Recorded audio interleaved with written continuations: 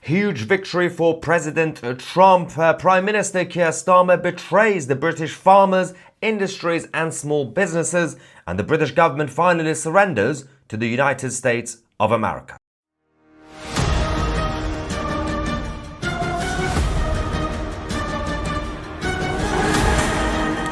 Good morning, good afternoon, and good evening, wherever you are on this beautiful planet. Welcome to 2C TV, your global news channel. I'm Maya 2C, and this is your latest update from the relationship between President Trump and Keir Starmer.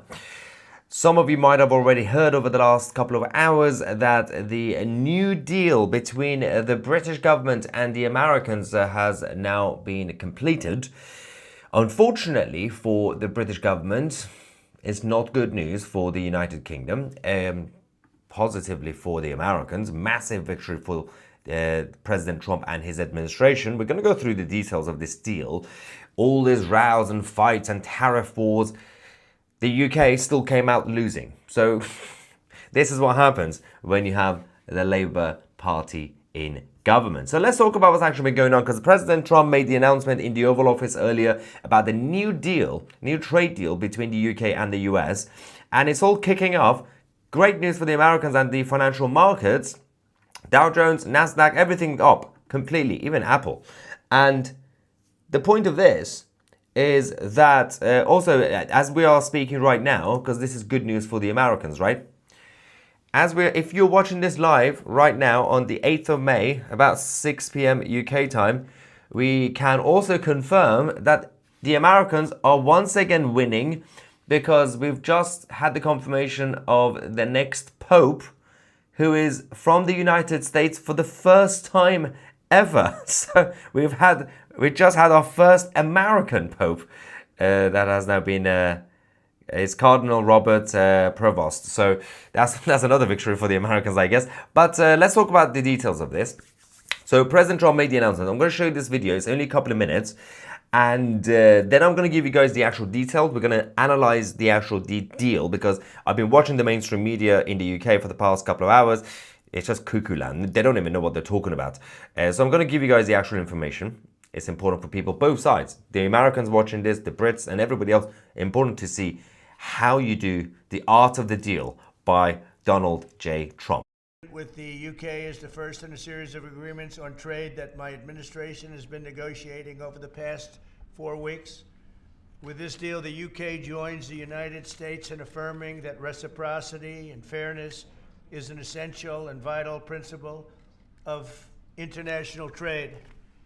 The deal includes billions of dollars of increased market access for American exports, especially in agriculture, dramatically increasing access for American beef, ethanol, and virtually all of the products produced by our great farmers. And our Secretary, as you know, of Agriculture is here. Brooke, thank you very much for being here. Thank you, sir. You'll let the farmers know. In addition, the UK will reduce or eliminate numerous non-tariff barriers that unfairly discriminated against American products, but this is now turning out, I think, really to be a great deal for both countries, because it'll be really great for the UK also. So they're opening up the country. Their country is a little closed, and we appreciate that. They'll also be fast-tracking American goods through their customs process, so our exports go to a very, very quick form of approval, and there won't be any red tape. Things are going to move very quickly both ways. The final details are being written up in the coming weeks. We'll have it all very conclusive, but the actual deal is a very conclusive one. We think just about everything's been approved. So good for both countries, and we'll also receive new market access for American chemicals, machinery, and many other industrial products that weren't allowed, and they'll end up getting products that they'll be able to price, and if they like them better and we make great products, they'll be buying those products, but they were not available in the UK. I mean, I don't understand how they did this. I understand that the British government are a bunch of idiots, but how did they manage to get them to agree to every single thing that the Americans wanted? It's fascinating, by the way, because I will get the reaction from you guys. I'm going to go through the details of this deal, some of the key points, but someone already in the live chat, this says Starmer Losers, not the UK.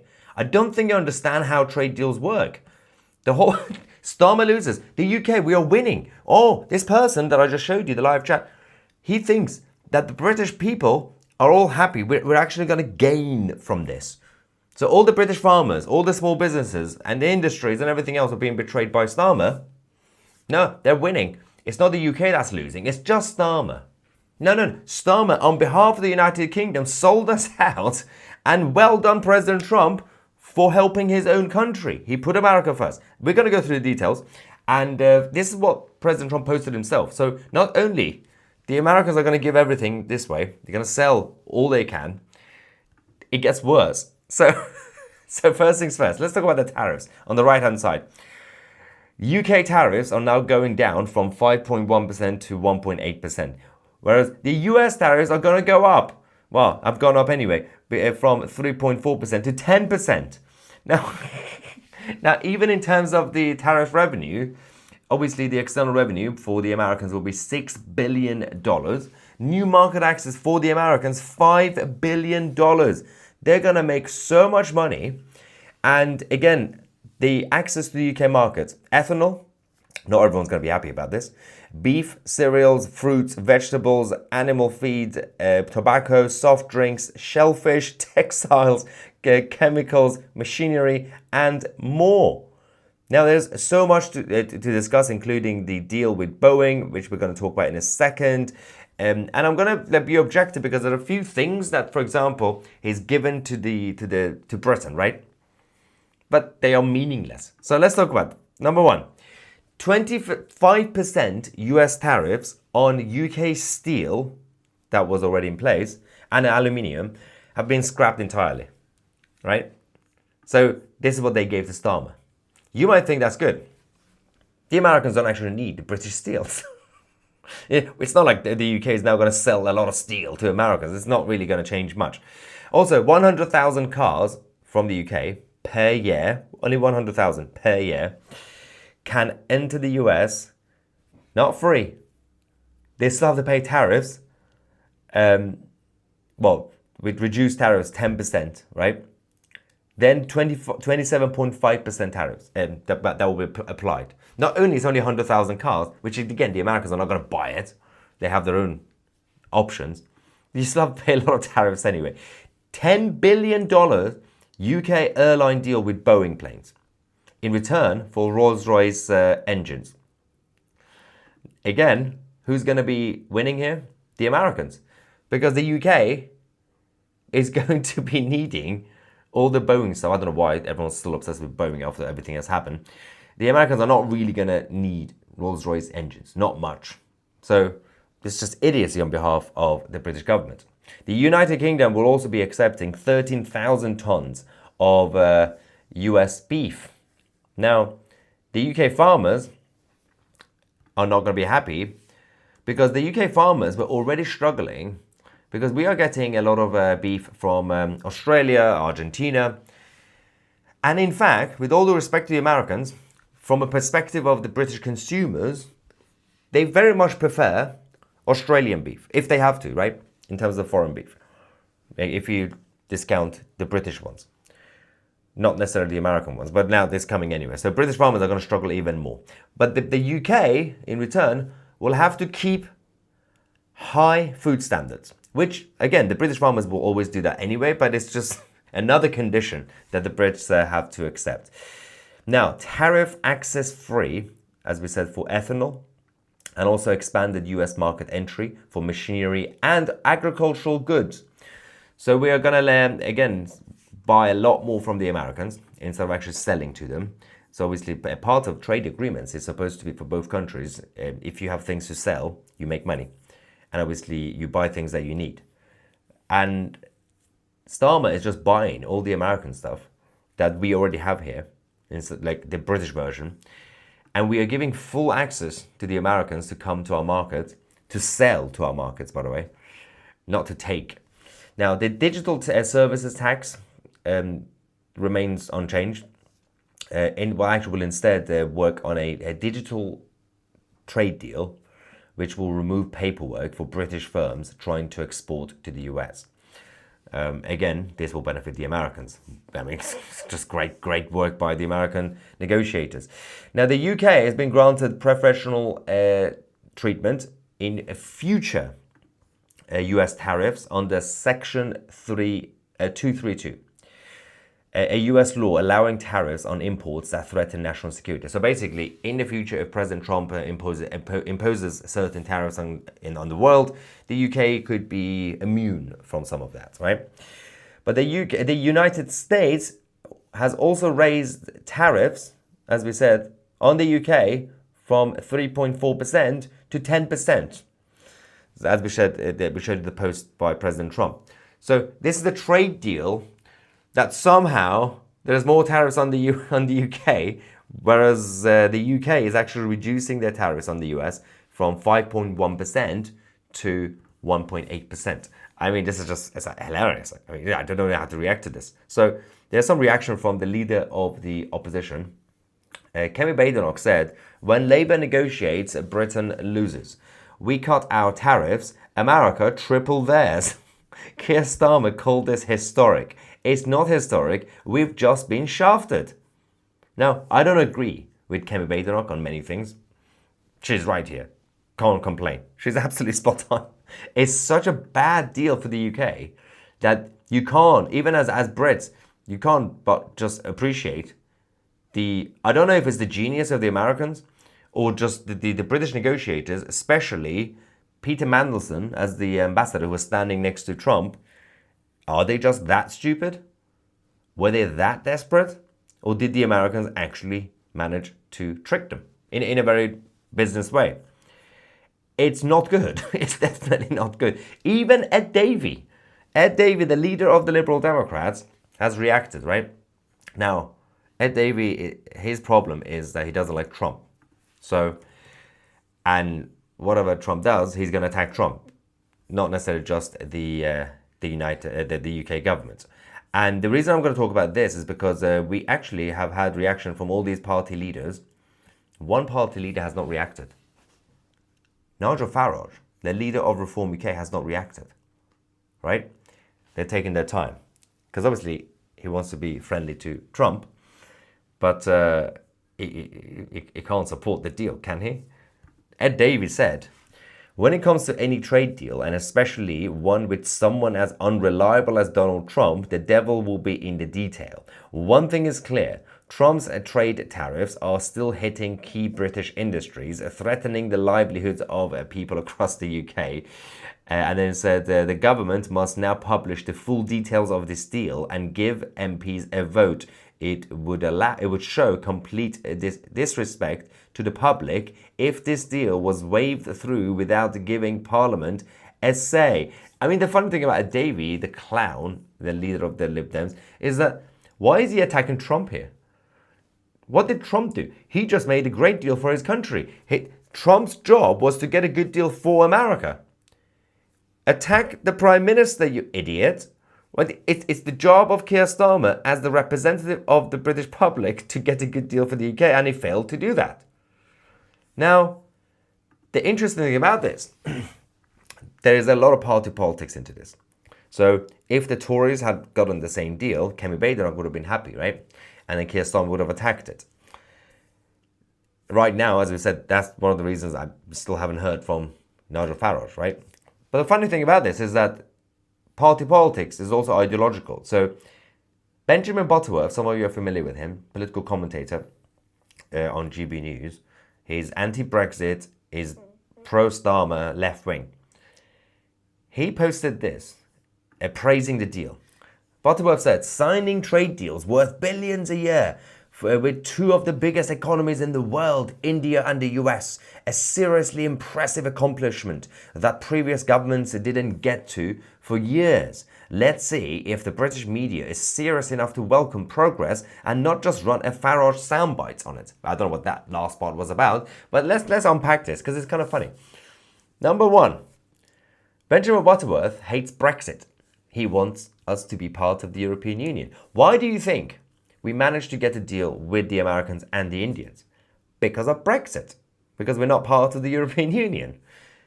Same thing that Butterworth doesn't like. Secondly, He's praising both the American deal and the Indian deal as if they're some sort of accomplishment. The Indian deal was also terrible for the UK's. Both deals that were announced within days has been absolutely embarrassing for the British government. You sold out the British farmers, you sold out the industries, you sold out small businesses and sole traders, anybody in this country, instead of putting Britain first. And then Ed Davey is attacking President Trump. His job was to get a deal for the Americans, and he did it. You have a problem with someone? Knock on the door of Downing Street and tell the Prime Minister of the United Kingdom he's an idiot. And he is. Now, this person, Starmer Losers, not the UK. How does that work? UK losers. Civil Defence UK, thank you for your super chat saying the deal is no good for the UK. Starmer is done. The issue with this is that you're right.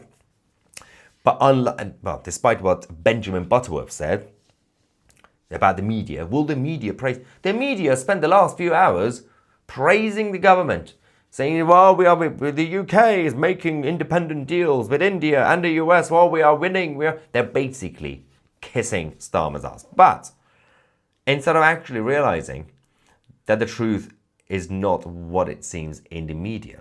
So when you say Starmer is done, don't judge it quickly, because the media are trying their best, and the newspapers, to keep pushing for support of Starmer's deal. Which means a lot of people who don't watch 2CTV, a lot of people who don't follow politics themselves, do their homeworks, then they might believe it. They might just be like, oh, we've heard somewhere that we have a deal with America. Well, that's a big achievement. It sounds good, right? Yeah, it's good for the Americans. Anyway, there's more super chats here. What's going on here? British High Commissioner in South Africa apologized to Malema for visa rejection, the same Malema who called for white genocide. Yeah, this is irrelevant to this conversation. Thanks for that. The Knights Templar Church says that we are launching the Joseph Project, Grow and Share. Thank you for that. Again, that reminds me, another win for the Americans. The first American Pope has been announced. It's just getting better and better for them. Desmond says, this is his plan. Trash the UK and he's winning. The thing is, politicians also, they are narcissists and they do care about their own legacy. So I'm not really sure how this is going to end well for him, because the one politician that actually had a good happy ending, not like that, a politically happy ending, was in the moment, on the day, Tony Blair. Oh yeah, for those who didn't actually remember or know about the ending of Blair, you might see and hear of Blair now, the devil. And he was always the devil. But in 2007, when he resigned, peacefully, voluntarily, usually in British politics, you don't have that. You just go down. They either kick you out or you lose an election. It's embarrassing. And Blair, despite what was happening in Iraq, but it was 2007, so it was still the first few years, and the British forces were there, he had a happy ending. Respected. Even the opposition parties stood up and clapped in the House of Commons. And then a couple of years later, all the stuff came out about Iraq and everything else about his legacy, and then the whole thing got trashed. And now, obviously, everyone knows the truth about Blair. He was a liar. We know that. But on the day, he had a happy ending. We don't really get that. So I'm not really sure, because Starmer would have had a proper ambition to have some, everybody would have wanted a happy ending like Blair. Is not going to get it at all. PC says that perhaps the UK will become the 51st state of the Union. What about Canada? What happened to Canada? I don't know. It's not good, is it? Jackie says, imagine if Rachel Reeves did the negotiations. Now, as far as we know, Rachel Reeves and her team were not leading the negotiations, which usually is a good thing. But considering we now already have the deal, the details of the deal that's out, I don't know. Maybe it would have helped if Rachel Reeves was leading it. Nah, actually, God forbid, if that was even true, that would not be good.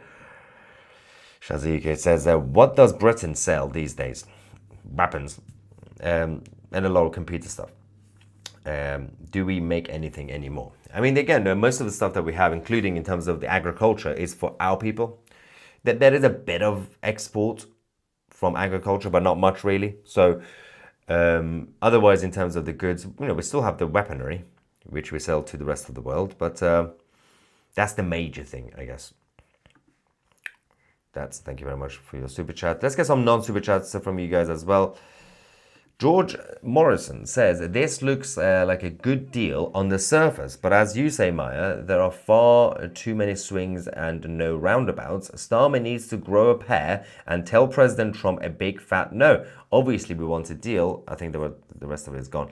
Yeah, I mean, you should want to deal with the US. I'm very pro trade deal with the US, and President Trump is the best one to get a good deal from.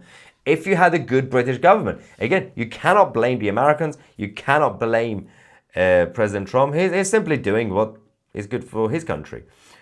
Why should he help the UK? If the UK government is voluntarily selling out, well, if you're President Trump and say, you sure you want this? Okay, fine, let's sign it. Peter Mandelson, as the ambassador who is standing next to Trump, the man who hates Trump passionately, now is in the Oval Office having fun. Ask him what he did during the negotiations. Is it the British government trying to run the British farmers out of business, thought to take their land? Yeah, I mean, this helps the agenda coming from the British Globalists. Part of everything else that they've been doing against the British farmers with high taxes, high regulations, foreign imports and net zero agenda, and obviously taking their money and everything else. This deal actually helps those guys who want to take the farmers' lands. So I guess they're happy. The globalists, not the farmers. Deborah White says, I'm an American who voted for Trump and I feel really uncomfortable about this. They should be proud. It's great for your country. We should absolutely be proud. I love the UK and I want to see our bonds grow. I don't like him taking advantage. Starmer is destroying the UK. It's not Trump taking advantage. It's Starmer being weak. This is just business. It's not really an emotional thing. It's business. And the two people who are the CEOs of our countries, Trump is the CEO of the US and Starmer is the CEO of the UK. They had their negotiations, and our CEO in the UK decided to completely surrender. It's not really some sort of betrayal on behalf of Trump. It's not his job to make the British public feel good. It's the job of the UK Prime Minister. We're not interested in such victories in the US. Our interest is in fair trade boosting both economies. Well, they've given the UK some stuff. This is not some sort of just 100% one way to the US. The issue with this is that all the stuff that the UK is getting, the Americans are not going to need. Not really. I mean, you're going to get 100,000 cars per year. That's nothing, by the way. 100,000 cars is nothing. That's still going to be taxed. When the Americans are proud of their own products. The Americans don't need to buy things from other countries. And President Trump is showing actual Americanism. America can sell so much to the world. And that's how America became American. Over the last 200-300 years, that's how. I mean, they started selling a lot of cotton, a lot of tobacco, and everything else. That's how America became huge. Some countries need what we would call two-way street deals. Some countries definitely need a fair deal. Like the Netherlands and the UK as neighbors, both are trading nations, and obviously because of the water around them, and they both can sell things and buy things because there are things that they can't have in their own country. Those two countries, if they want to do a deal, it has to be fair for both sides. The Americans, they just need deals that allows them to sell to the world. That's it. They don't need to buy much from the world. Most things can be made in America. So the British government should have known this. And they clearly didn't care. They were in a rush to announce some sort of relationship with the UK, with the US. And it's not really just about trade. Everything else that's going on with NATO, with the European Union, Keir Starmer's strategy is to keep close. Keep President Trump close. And even if that means agree to a rush deal, then he's going to do it. Kelly says, Keir Starmer showed his dealing credentials against India. Trump would be a fool to not take advantage when we are so weak. Unfortunately for our farmers, Keir is a bit of a Brian when it comes to haggling. He doesn't care about the farmers in general anyway. But again, it's not Trump taking advantage. It's simply Starmer. Starmer did the same thing with India. We haven't. The deal with India is not necessarily that we completely lost to India. It's not like the US one, but there's a lot of conditions, especially when it comes to migration, that would help the Indians. Fair enough, but it's not going to be fair for people who are currently in the UK when it comes to taxes, national insurance. It's a big problem when you have the Labour government in power. There is a couple of more super chats. Does this mean we can sell black pudding to the mosques in the US? Well, technically yes, but don't know why that's on the agenda, but okay. Stu also says, I'm hoping that Trump says this was Starmer's deal and can't be renegotiated while he is in power, but when he goes, we can talk. Maybe a fantasy, but no, trade deals could always be renegotiated. So, and we've seen NAFTA, but this is not going to be a permanent issue unless you're going to have a situation where, I mean, the next government is going to be a centre-right government. So, obviously, either Reform Tory coalition, but at this point, the Tories are going down so much, it's almost impossible for the Reform to need the Tories to be in a coalition. The Reform UK could either get a majority, or they might just fail to get a majority, only a few seats, but they simply need some of the right-wing Tories to vote with them, right? Which means Reform won't need a coalition, the way things stand now, as we know. And they might be short of 10 seats, something like that. And automatically, if they introduce a law in Parliament, most Tory MPs will vote with the Reform government anyway. So we're not going to have a Labour majority unless something weird happens. We are not going to have a Labour majority government. So the next government will be able to renegotiate if they want to. Rick says that the US finally signs a good trade deal. That's new. Yeah, I know. Well, this is what happens when you vote for Trump. He did promise, and is doing it. If only we had the same thing in the UK, but I'm getting more information about this new American Pope, by the way. So he is a bit of a pragmatic Pope, or you might call it a centrist, but he's not as liberal, left-wing. Well, actually, I was going to say liberal.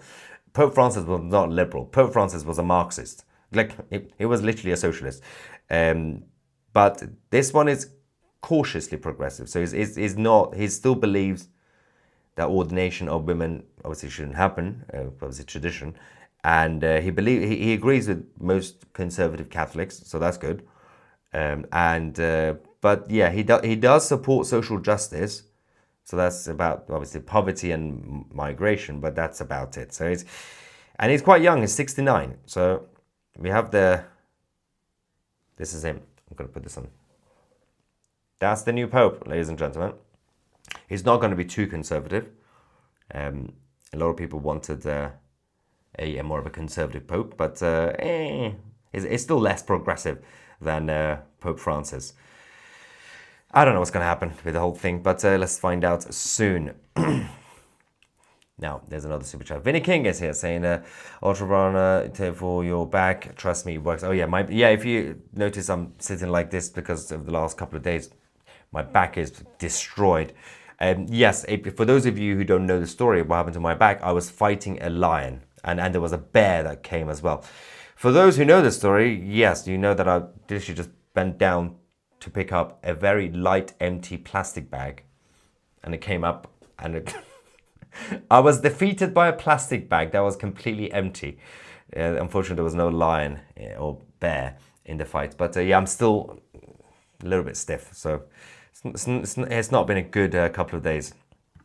Mike says that there is a difference between having balls and not having one. The US and the UK leadership difference. yeah, having a bit of balls will help at least. Sue says, don't touch anything American in the food department. It's terrible. Too much salt, sugar, additives. Oh, it's changing because of RFK Jr. Anyway, they put chlorine on the chickens. I don't mind. I don't care about that. That's fine. It's a European thing. They have paranoia about chlorine in chicken. And they use things that are banned in the UK on foods. Yeah. So most of the weird stuff that the Americans used to put in their food, that's going to go away now because of RFK Jr. In the Trump administration, they're already fixing all that. Yeah, so we'll see about the rest of it. So, I mean, again, the Brits, they were fine with the British beef. I don't understand what. To be fair, a lot of people still got a lot of the New Zealand lamb and Australian beef, even Argentinian beef. I'm not really sure if the Brits will proactively buy American beef in Britain. Cave says, can you imagine Ed Davey trying to enter the US after all the attacks, deport him now? Yeah, I think just like the Israeli government and their policy of not allowing people who want to do treason against their country, I think the Americans should not allow people like Ed Davey or David Lammy. David Lammy should be barred from entering the US because he hates America. Anyway, ladies and gentlemen, I hope this was informative and useful. I'm going to go find out more about this American Pope. And then we're going to come back because the Iranian regime are getting ready to hit the US bases. Surprise, surprise. Thank you so much for watching. We're going to give an update about India and Pakistan later tonight. I'm Maya Tusi, and we are the media.